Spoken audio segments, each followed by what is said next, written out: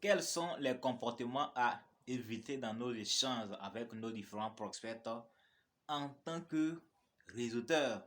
Voilà, en tant que quelqu'un qui veut bâtir une grande organisation, quels sont les comportements à éviter?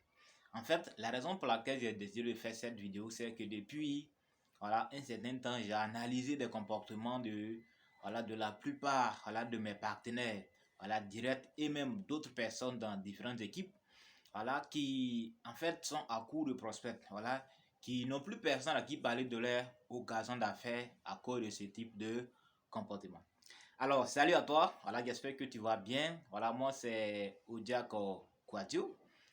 Je suis un jeune entrepreneur, dans l'entrepreneuriat moderne. Donc je fais du marketing relationnel. Donc dans cette vidéo, je vais juste donner quelques conseils pour aider la plupart des gens à pouvoir mieux se relancer. Alors, il s'agit de quoi? Imagine tout simplement que tu adresses un message à un prospect, peut-être sur Facebook, sur WhatsApp. Tu constates très bien que la personne a vu ton message, mais elle n'a pas réagi. Ou alors peut-être tu appelles un ami, un ami de tous les jours, et puis il n'a pas répondu. Ou bien peut-être même, tu l'as déjà contacté, il est venu assister à la présentation de l'occasion d'affaires. Et après ça, tu appelles la personne, elle ne répond plus. Donc, voici différents cas. Donc, toi qui es en train d'écouter cette vidéo, est-ce que cela t'est déjà arrivé? Si oui, quel a été ton comportement? Quel a été ton comportement vis-à-vis de ce type de prospect? Dans la majeure partie des cas, les gens vont décider de ne plus jamais contacter ou alors recontacter la personne. Dans la majeure partie des cas, 90% des réseauteurs prendront la décision de ne plus jamais contacter la personne. N'est-ce pas? La réponse est évidente. C'est comme ça que tu as réagi, n'est-ce pas? En tout cas, 10% des personnes vont pouvoir réagir autrement. Mais 90% des réseauteurs prendront la décision de ne plus jamais recontacter ce type de prospect. Vous savez comment on appelle ce type de comportement?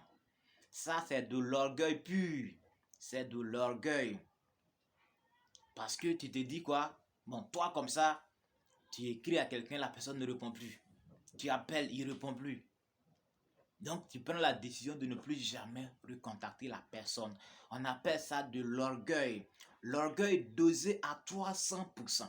Et si tu te comportes comme ça, tu n'auras plus personne à qui parler de ton occasion d'affaires. Tu n'auras même plus de prospects à qui faire le suivi. Tu n'auras plus personne à qui faire ton suivi et tu n'auras plus personne à qui présenter ton occasion d'affaires. Donc tu vas paraître ridicule. On appelle ça de l'orgueil. On appelle ça de l'orgueil pur. Donc il faut écraser ton orgueil.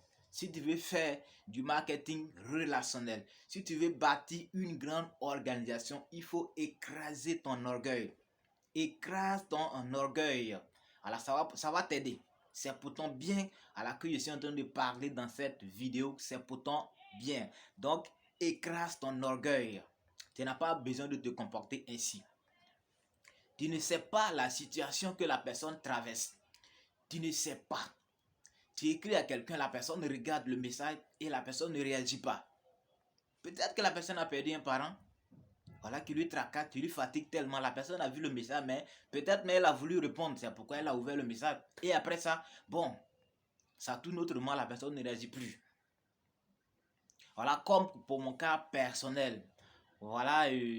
Lorsque j'ai perdu ma mère, il y a plusieurs des partenaires qui m'ont laissé des messages. Et pendant près d'un mois, je n'ai pas réagi. Je n'ai pas réagi parce que j'étais vraiment dépassé. Je ne pouvais pas réagir. Donc la situation peut tourner autrement. Ça peut ne pas être la perte de parents, mais c'est autre chose qui embête la personne, qui fait que la personne ne réagit pas. Donc, chers partenaires, chers réseauteurs, peu importe la société dans laquelle tu es, il faut savoir que si tu te comportes ainsi, c'est que tu es en train de développer ton orgueil, tu es en train d'exploiter ton orgueil, voilà, à 300%.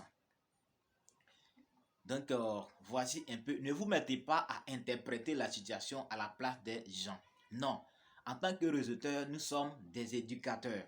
Nous sommes des éducateurs. Donc, on analyse la situation jusqu'à la racine avant de prendre une décision. Voilà. Et si tu prends le temps d'analyser chaque comportement, chaque situation, avant de prendre une décision, tu vas comprendre beaucoup de choses. Ça va te permettre de comprendre beaucoup de choses. Les uns ont leur réalité. Voilà, les uns ont leur réalité. Voilà. Et quand tu invites quelqu'un dans ton organisation, voilà, à venir découvrir ton occasion d'affaires, dans un premier temps, c'est toi qui as besoin de la personne parce que la personne ne sait même pas de quoi il s'agit. La personne ne sait pas de quoi il s'agit. Là où toi tu vois, la personne ne voit pas encore. Donc, dans un premier temps, c'est toi qui as besoin de la personne. Bien vrai que si la personne vient, c'est elle qui va gagner. Mais en ce moment-ci, c'est toi qui as besoin de la personne. Donc, il faut déposer ton orgueil. Voilà, il faut enterrer ton orgueil. Ça va t'aider à pouvoir avoir de nouveaux partenaires. Il faut enterrer ton orgueil.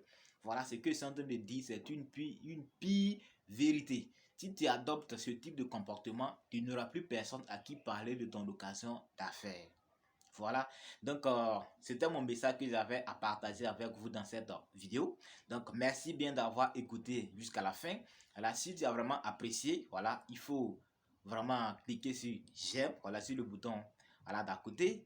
Également, voilà, n'hésite pas à partager à d'autres personnes, voilà, à qui tu as constaté, voilà, qu'elles exploitent leur orgueil, voilà, sur les différentes personnes, voilà, et aussi pour ne pas manquer mes prochaines vidéos, voilà, abonne-toi à cette chaîne YouTube.